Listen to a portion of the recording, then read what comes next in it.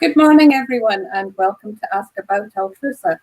Uh, our guest today is one of the first people that I remember meeting when I became an Altrusan, and I am delighted that although she says she's normally quite shy, she has agreed to be our guest this morning. So please welcome Sylvia Zamora. Well, good Good morning. morning, Lillian. Good to see you. You too, and it's nice to see people.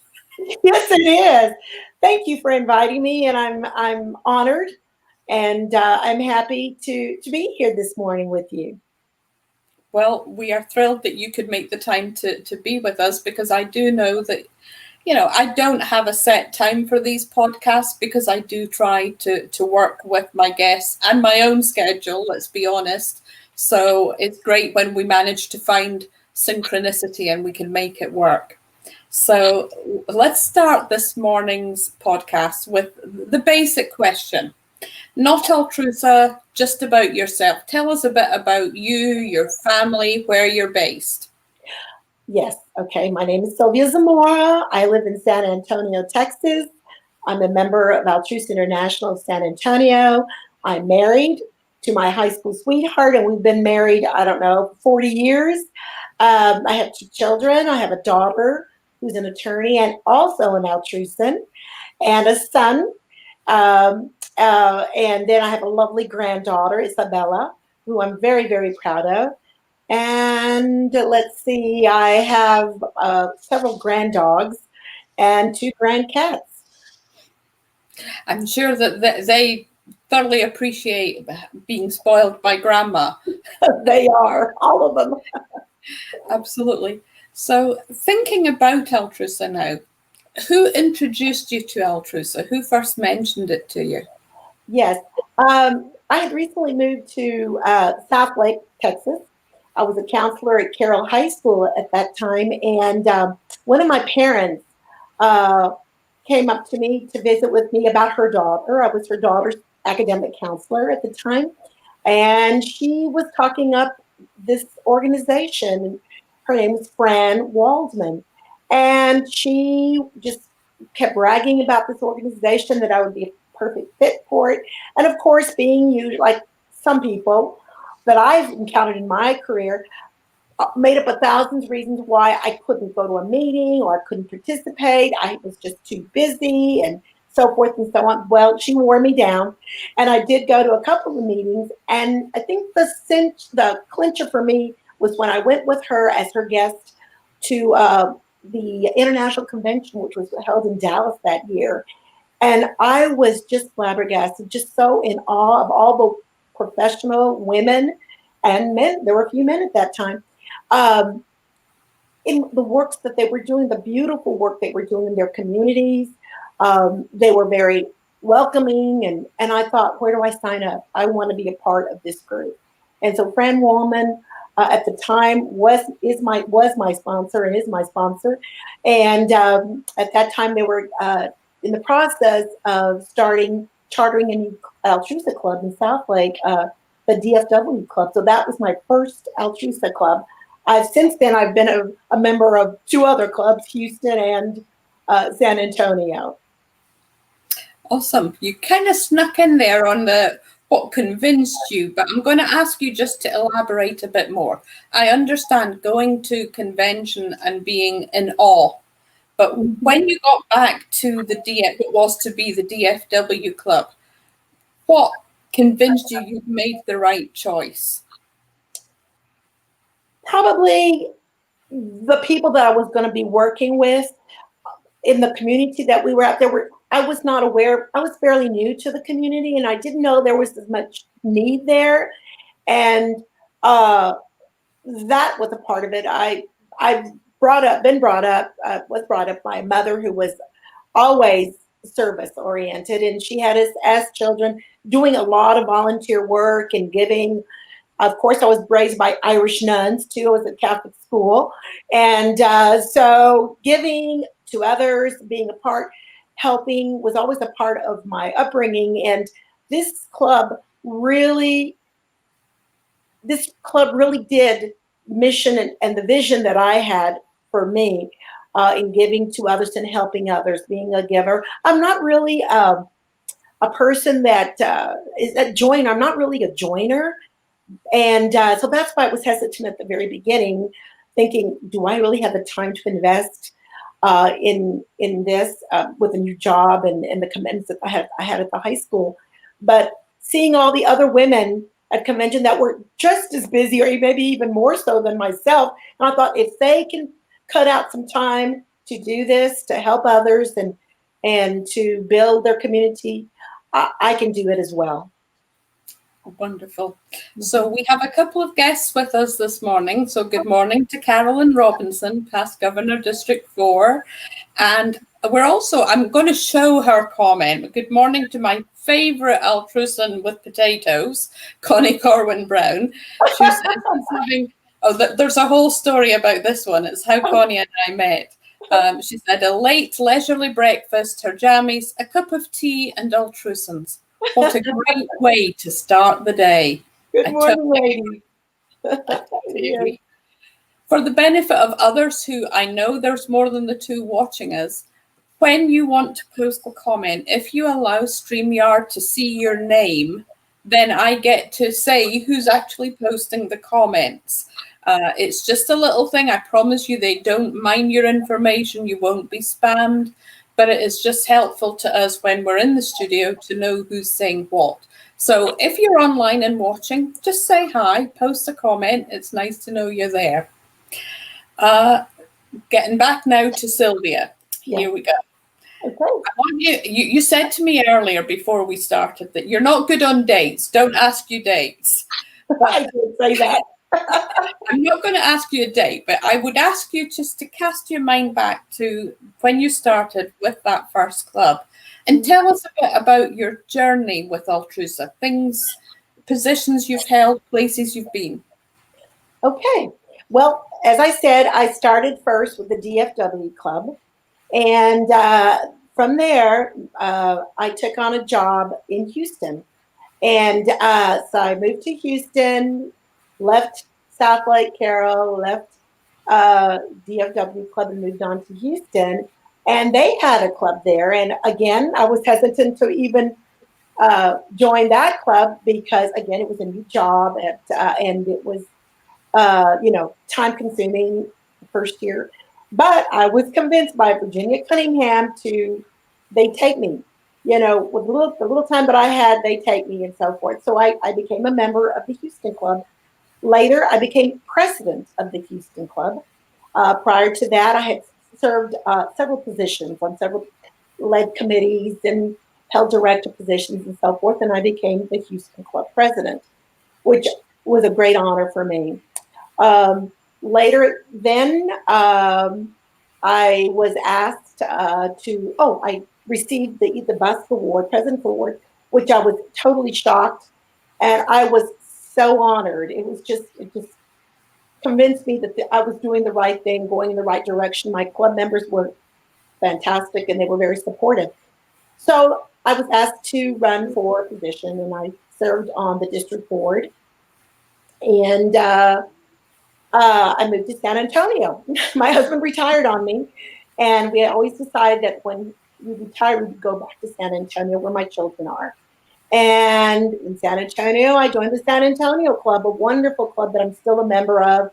I love that club. I love the members. When I was asked whether I wanted to move on the district board for possible governorship, of course, I consulted with my family first, who's always been very supportive, and then my club members, my second family, my Altrusa Club. And I said, I will not move forward if I don't have your support because I can't do this alone. And I sent an email out and I got some real positive comments from my club members, knowing that if I did go up to governorship, they would have to host the convention, the conference. And I wanted to be sure that I didn't put them in a position that they would not be able to do. And they all said, oh no, whatever. And I tell you what, they were wonderful.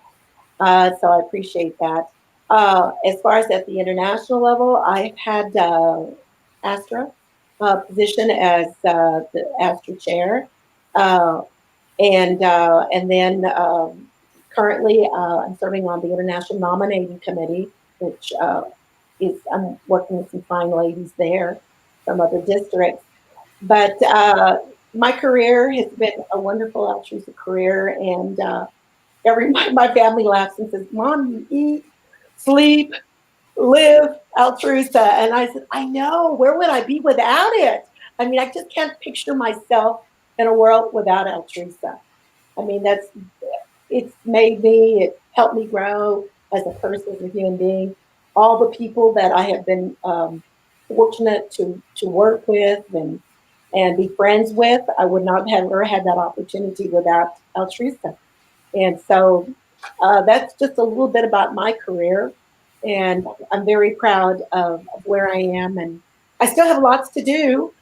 Currently, I'm a Astra committee chair for District 9, and Astra is very dear to my heart. And so I enjoy doing that. Wonderful. You said that, where would you be without Altrusa? And I totally get that. You've obviously been involved in a lot of projects during your time with Altrusa. What's your favourite project, whether it be club, district, or international? Oh my gosh, I have several, several wonderful projects. But one that of course, that Astra, number one. But another one that I'm very proud of is service project that's called Red Rover, and that's a project that a service project we've had here in San Antonio. This is going to be its 10th year, and we were very lucky. Started a grant, an international grant, foundation grant in 2010, and this is a project, a reading program for kids, and to help them understand the importance of being kind to animals. There was a huge problem in San Antonio when I first arrived regarding animal abuse and neglect and so forth. And a dear friend of mine from the Rio Grande Valley, that's where I'm from, called me and said, "Hey, Sylvia, there's a program I think you're going to be interested in participating in. Maybe your Altrusa ladies will want to do that." And I said, "Okay." So I looked into it, and it is a program that's based out of California, and it involved being certified to go into the school and teach this curriculum. It's literacy based, but it's a beautiful program in teaching empathy towards animals. And there's a direct correlation between domestic violence and animal abuse and so forth. And so it's a really neat program that I have really enjoyed working with. And students, the kiddos, their expressions, the way they're so receptive to that, and you can see it being transferred from the kindness to animals, kindness to their classmates, kindness to people around them, and so forth. And that's a beautiful project, the Red Rover project. I like. Wonderful. Thank you for sharing that with us. Sure. Not project based now, but thinking about this Altrusa journey that you've been on, and I know it's not over yet, but is there one moment in time that really stands out for you? Okay. Well, I think it's one time that stands out to me is when I was in Houston. We were doing a project one night. It was like a family-based project, and I had a niece at the time, Alyssa. She was 4 years old at the time, and she was always real interested in Altrusa. She calls me Thea, which is her pet name for me. Thea, can I go? And so forth. And I thought, well, yeah, it's going to be an elementary school. There's going to be kids and so forth. So, of course, she was helping, passing out papers and reading and so forth. And I remember I was assigned to the kindergarten section where we were going to read to the kids and so forth. And she said, "I want to go with you." And I said, "Well, okay." So we were there. She was 4 years old at the time, and we were going to read them a story. Well, she said, "Thea, I can read to them." I didn't even know she could read. And so she's sitting around there, and she has her little book. And you have all these little 5 and 6 year olds that are sitting around her. And she has the book, and she's reading to them. And they're all so attentive, and you see their little eyes. And what struck me was that on the way home, she said, she was so serious. She said, Thea, she said, do you think I can be an altruism when I grow up? And I said, honey, you can be anything you want to be. You can be president of the United States, and you can definitely be an altruism. And so to me, that was a very special moment because we're doing so many things for others that sometimes you fail to realize that you impact your own family sometimes. And so that was a very touching moment for me that she enjoyed seeing what we were doing out there, and we were modeling for her what we expected from her and from the other students, giving of yourself, giving time and of yourself, whatever talent you may have at that time. She could read, and she was so proud of it. I wasn't even aware that she could read that well, as a matter of fact, and she did. And so that really struck me. That not only are you influencing your community, but your family and friends as well. What a wonderful memory. I'm sure you've shared that with her now that she's probably a bit older. Yes, as a matter of fact, she just graduated. She's a senior. She just graduated, so very proud. I'm looking forward to her future. Wonderful. I'm going to throw in a question that just occurred to me, and it's probably going to be part of future podcasts, so I apologize. You did not get advance notice. I want to ask you, who would you say would be your hero is the wrong word, but role model, someone you would aspire to? Is there someone in Altrusa that you just think they are the epitome of a wonderful altruism? Oh, wow. That's tough. That is tough. That's a tough question. Scenario. People you look up to. Who do you admire? Wow. There's so many. There are so many people I admire. Give you one, if I may, give you a chance to think, but I'm just going to throw this out because today being what it is, rest in peace, Peggy Sturrock. Exactly. You're right. She was definitely one of my heroes, and I will use the word hero. Very kind and sweet and understanding and non-judgmental. All the attributes that a true altruism holds. Always positive and very kind and sincere in what she said. And I had an opportunity to visit with her several times. All her stories were wonderful, making light of everything. And I think I admire her. When I saw her in New Zealand, she was there, and I think, wow, I hope that I'm able to continue my journey, Altrusa, forever and ever. Sue Powell is another one whom I admire tremendously. And so that's a tough question because there's so many people that influenced me to get me to where I am and who I am. And I am grateful for meeting them and having them part of my life, influence my life.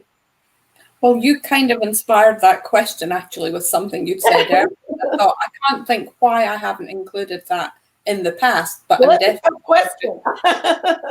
I'm going to include it because, there are people who influence. And there's so many of heroes: Virginia Cunningham, Rita Corey, several, Antonia Bubin. There's just so many people that have really inspired me, and some Brenda Tucker. So many that have inspired me and made me look at parts of myself that I had not even really looked into and examined or been aware of. So I appreciate their insights. Well, as I say, R.I.P. Peggy. I first met her at my very first conference. I think it was the same time I met you, actually. And it was in one of the after parties. And she just took such an interest in me, gave me her business card, which I still have to this day. Oh, wow. And as a brand new altruism, it meant such a lot to me. So I apologize to our viewers, but we are remembering Peggy this week. For sure. Yes, we are. Yes, we are. With fond memories and lots of love. Absolutely. It's maybe a difficult segue, but thinking now, if there was someone out there, you talked about how it was difficult for your sponsor to persuade you. You came up with all these reasons why you didn't have time, couldn't do this. If you were talking to someone today, maybe there's someone watching these podcasts, which after all is one of the reasons we're making them. If there's someone out there who's thinking, what is Altrusa? Would I want to be part of it? What would you tell them? Well, what I usually tell them is that, well, first I start off by telling them a little bit about the organization, and then talking to them about, every one of us has very special talents that we can bring into this organization. And this organization is not only for giving to your community, making a difference, but also it's something for yourself, something that you can do for yourself. Meeting wonderful people, growing as a person. And I know one time constraints sometimes seem to be a problem, but I always tell them, whatever little time you have, whether it's a lot or a little, we want you. We want you. I can see an Altrusan heart in you, and I know that you would fit in very well with our organization, with our mission. And usually they ask a lot of questions, and I try to be as reassuring and as positive as I can be, illustrating, telling them all about the different clubs. And I have been very blessed, like I said before, that I have been a member of 3 different clubs, and each club so different. The DFW club, the Houston club, the San Antonio club, each unique in their communities and in their way of doing things and so forth. And I have a perspective that I think helps me when I do recruitment with members. And I have been very proud of the members that I have been able to recruit. I guess it comes out of the way I'm very enthusiastic in the way I recruit them and tell them about our organization and let them know there's so many wonderful people out there that are going to be there to help and encourage and guide them. And it's also for them to develop their skills and build on their strengths. Well, I think you have given so much to the organization already, and I do thank you for that. You've certainly been one of the people that I, as I say, when I first became an Altrusan, looked up to. You've certainly always helped me anytime I've asked, and so thank you for that too. I have some other ideas that we may come back to on a future date, but for now, I'm just going to say thank you so much for joining us today, Sylvia. Thank you so much. Thank you, Jillian. You take care. Thank you. And so that concludes this week's podcast. I'm going to give you a little teaser now about next week's podcast. It's not set in stone yet because I'm still working with the young lady to have her confirm the good date and time. But for those of you who already know our Katie, Catherine McKenzie, from the Dallas Club, she has a wonderful story, and this is going to be an episode you won't want to miss. So if you have not already done so, please like us, comment, go to YouTube, subscribe to the channel so that you'll always get an alert when there's a new video coming up. If you know someone you think has a great story, again, let me know, because that's how I get these wonderful guests. It shouldn't just be about people that I admire and having them on, although I love getting to talk to my friends live. But I would love to hear who else you would like to see on the podcast. So until next week, thanks everyone. Have a wonderful week and stay safe.